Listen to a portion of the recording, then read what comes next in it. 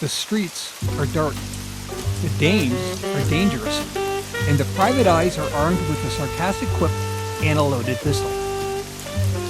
This is the world of the hard-boiled detective. In the 1920s, a new form of detective story emerged. Magazines like Black Mask and New Detective featured characters who were tough, urban, and gritty. These stories were not locked room mysteries solved by pipe-smoking British sleuths. This was an American form of fiction. The detectives, they were world-weary, jaded, and morally ambiguous. The language was terse and streetwise, and they portrayed violence and sex in the most graphic terms thus far. Critics hated these stories. The magazines that published them were often considered to be, well, smut, but they sold in the thousands. In this video, I'm going to look at 3 gumshoes who helped define the hard-boiled genre. I'm VJ, this is The Hairy Edge, and let's dive into it.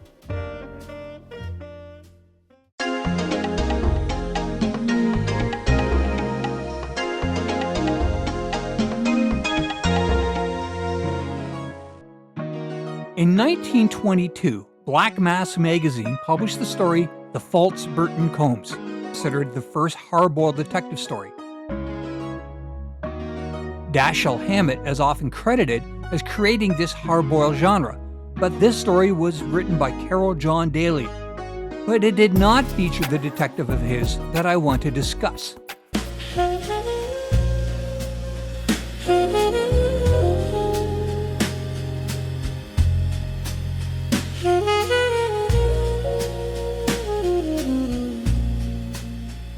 In 1923, Daly published the story Knights of the Open Palm, featuring the character Race Williams.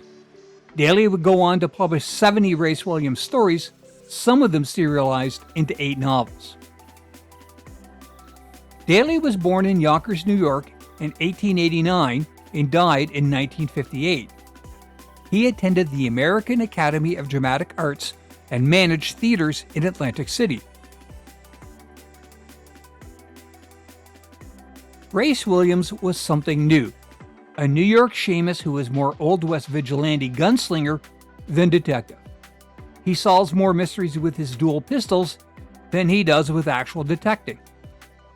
In a piece titled Yesterday's Faces, a study of series characters in pulp magazines, Robert Simpson wrote, "Race Williams strains the definition of detective.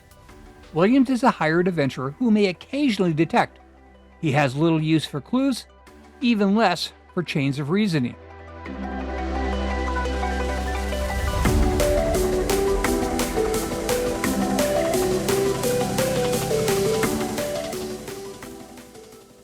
Critics of the day had little affection for Williams. Even Black Mask magazine was a little squeamish about a character who was not only willing to kill, but who seemed downright happy to do it. But readers loved this character, and Race Williams would become Black Mask's most popular recurring character. In one of the stories, the DA describes Williams as a man who was without fear, without heart, or without a soul, and made a business of killing men. Race narrates his own story in a kind of acerbic, snappy patter that would come to define the hard-boiled genre. Race Williams isn't much of a ladies' man. The woman with whom he interacts the most is Florence Drummond, but it is a complicated relationship. She is known as the Flame, the girl with the criminal mind, and controls her own criminal empire. The two have respect for each other, and work together as often as they act against each other. The Flame is totally enamored of Williams, but neither seems willing to switch sides. Only one Daly story ever made it to the screen, but it was not a Race Williams tale. The movie Ticket to a Crime was released in 1934. The popularity of detective magazines began to wane in the 1940s. Primarily a writer of short fiction, Carol John Daly saw his markets drying up. He moved to California and concentrating on writing scripts and comic books. Daly saw new writers emulating his style and profiting from it. Of one of these writers, Daly said, "I'm broke, and this guy gets rich writing about my detective." Daly's agent suggested suing for plagiarism, but that author in question had written Daly a fan letter, the first one he had received in 30 years, so Daly could not bring himself to sue the man. The author of that fan letter was Mickey Spillane, and the detective was called Mike Hammer.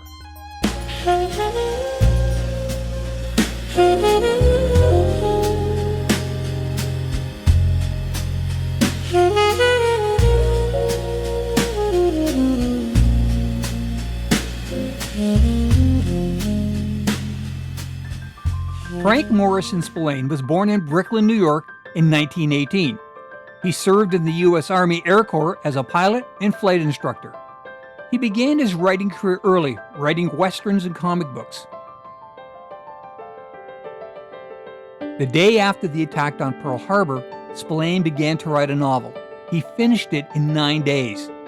That novel was I, the Jury, and its protagonist was New York private eye Mike Hammer. The book, well, it was a sensation. It quickly sold out its first print run, but go on to sell millions of copies. Spillane quickly followed with books called My Gun is Quick and Vengeance is Mine.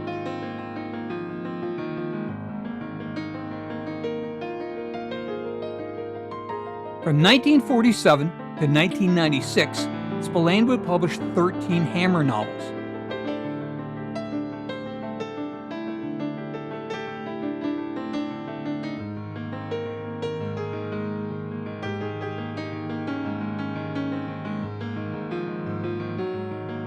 A veteran of the Pacific Campaign of World War II, Hammer is tough, cynical, and sometimes gleefully willing to serve up justice with his .45 automatic pistol. If Race Williams was not much of a ladies' man, you can't say that of Spillane's gumshoe. Mike Hammer is aggressively masculine, and he has a type.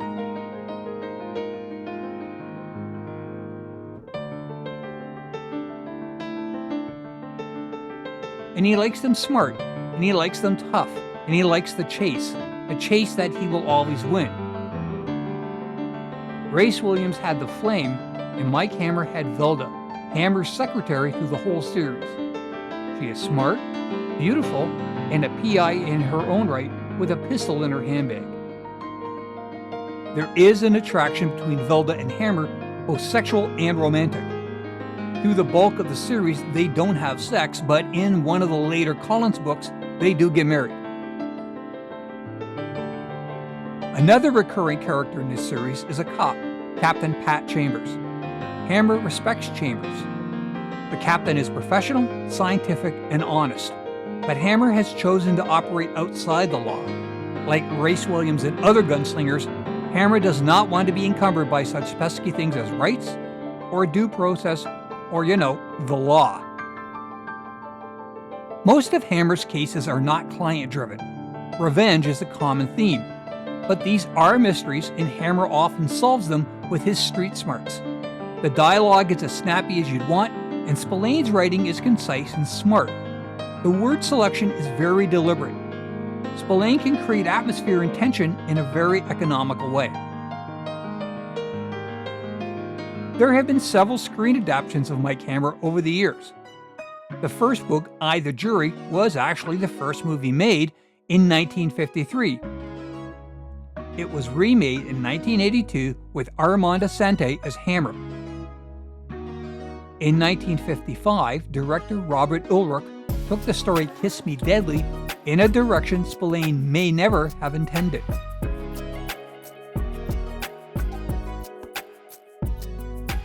In a rare occurrence, the author portrayed his own creation in 1963's The Girl Hunters. It was not Spillane's first acting gig. In 1955's Ring of Fear, Mickey Spillane portrayed himself as a detective solving mysteries. Mike Hammer was also a popular TV series starring Stacy Keach in the 1980s.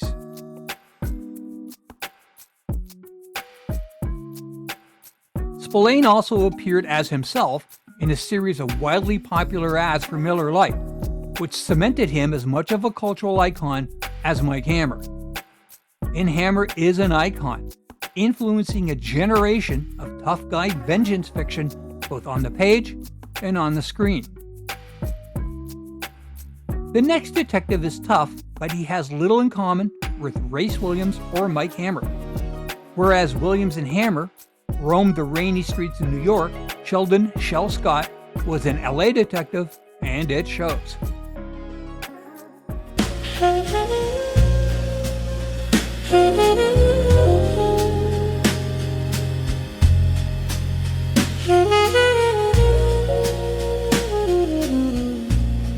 Scott describes himself as having short cropped hair which sticks up in the air as if each individual hair has a spring attached to it, and my unfortunately bent at the end eyebrows are white. Shell Scott drives a canary yellow 1941 Cadillac convertible. He wears custom-made suits and lives in a bachelor pad that could have been decorated by Hugh Hefner. Shell Scott was the creation of Richard S. Prather. Born in California in 1921, Prather served as a Marine in World War II and became a full-time writer in 1949. Prather died in 2007 and during his lifetime published over 40 Shell Scott novels. The first novel was called The Case of the Vanishing Beauty, published in 1945. The action is fluid, the dialogue snappy, and Scott's first-person narration is as sharp as you'd want. Prather published short stories in magazines such as Cavalier, Thrilling Detective, Manhunt, and Mike Shane Mysteries. Scott briefly had his own magazine. Lamarck Publishing produced the Shell Scott magazine from 1963 to 1967, comprising some 12 issues. The first Scott novels, although entertaining, follow a fairly traditional hard-boiled aesthetic. But as the series goes on, the language and the action veer more towards the farcical. In the novel The Trojan Hearse, a naked Scott rides a wrecking ball through the wall of a building. In The Cockeyed Corpse, while on a movie set, Scott disguises himself as a boulder to take down some bad guy. This leads to the line, "You won't believe this, but that rock just shot me in the ass." Like so many pulp authors, Prather would sometimes take shortcuts in the writing.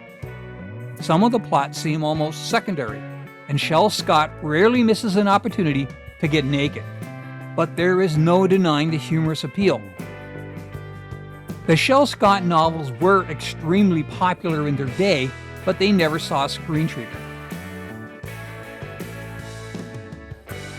For those who may find the murderous qualities of Race Williams and Mike Hammer a bit too grim, Shell Scott could prove an enjoyable alternative.